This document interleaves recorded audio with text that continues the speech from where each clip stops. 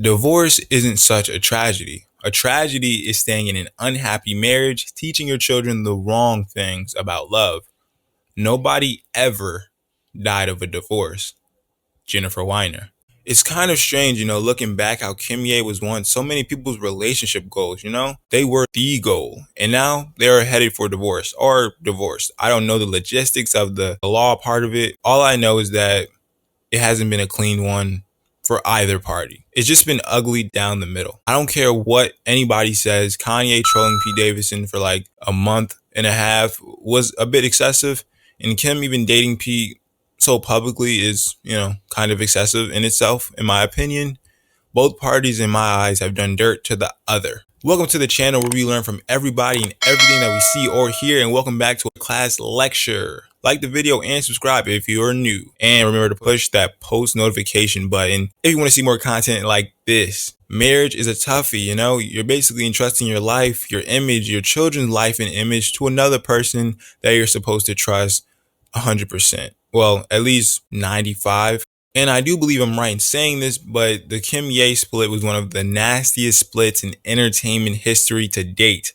I feel like I'm not exaggerating. I think that's spot on, especially of the ones I've seen firsthand. How did we get here exactly? Because man, it started off so promising. The rapper reportedly said how to marry that girl from the first time I saw her, and I just had to wait through a bunch of relationships to finally get my chance. Yeah. Decade-long friendship before the two became an item, and fans were able to watch their love story blossom and unfold on the reality show Keeping Up with the Kardashians, which is something I'm a huge not a fan of.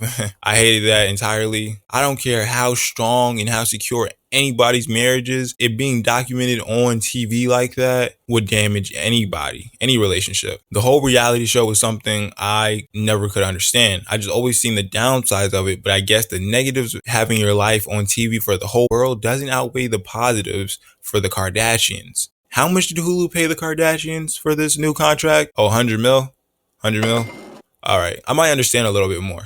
The couple went public with their relationship in April 2012 while Kim was still legally married to Chris Humphries. That sounds so familiar. I don't really know why though. Oh, because it happened like 9 years later with a certain tall comedian with tattoo remorse. After an extravagant proposal, a gorgeous wedding in Florence, Italy in 2014, and 4 beautiful kids under their belt, Kimye seemed basically perfect and untouchable at this time. I'm pretty sure all of us thought this, but we didn't know how wrong we were. Then in 2016, after Kanye expressed his support for Donald Trump. Let me give this guy a hug right here. I love this guy right here. That's really nice. Yeah. Come here. Yeah. That's really nice. I think everybody would agree this was where it got bad. And later, his controversial rant on TMZ where he stated, reality has been forced upon us. It is a choice, just like when I said slavery is a choice. And this would obviously cause rifts in their marriage. Kim, I'm assuming, is a Democrat, while Kanye was basically endorsing Donald Trump at the time. Politics ruin marriages, if you didn't know. This was when the real first time rumors would be circling around that divorce was coming. And I just remember seeing this and being confused because I was thinking Ye was the same guy who said George Bush doesn't care about black people. I think the whole world was confused as well and shocked. And Kim herself was pretty shocked, I'm sure. It's kind of weird, if she had no idea of her husband's political values or like where he stood at on, in this crazy political spectrum we have in America. I just feel like that was strange. But Kanye does have history with mental health. So I'm gonna just say that was the reason he was being so erratic during these time periods. I'm sure Kim said the same thing. About 4 years later, in 2020, Ye would announce to the world his desire to run for president. Yeah, this was a thing. If you forgot, Kanye for 2020 was real. It wasn't a fever dream, okay? When I run for president in 2024, we're going to definitely know what y'all laughing at. He would say we must now realize the promise of America by trusting God, unifying our vision, and building our future. I am running for president of the United States, #2020 vision, he would tweet at this time. And here Ye would get entirely too personal. At one of his famous political press conferences, I would call them, he would infamously state his opinion on pro-life versus pro-choice. He would state he's pro-life and tell the world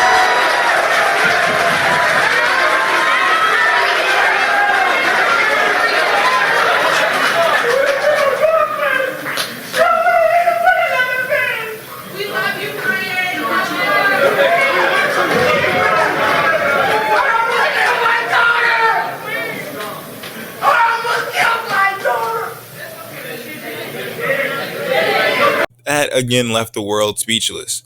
And Northwest is still a kid at this point, but she's definitely old enough to understand the stuff her dad is saying on TV for millions to watch. So yeah, that was insane. Ye had to do better during this time, and kind of a divorce coming, man. Looking back at this, it just makes the most sense. They seem like different people at this point in their lives. I'm not sure if Ye got himself figured out, and maybe Kim doesn't have herself figured out. Maybe Pete Davidson is in, a form of her trying to figure out who she is as a person. Maybe she got lost in her long relationship with Kanye. Maybe. And Kanye looking to find himself, his next chapter, Excited for both of them, I think we need more positivity injected in this entire situation, okay? But fast forward to now, the two are seemingly split. Kim is apparently locked in with Pete Davidson and they seem happy. I don't know, what do you guys think? At first I legitimately thought this was like a ploy because she was going to be on SNL that week or something.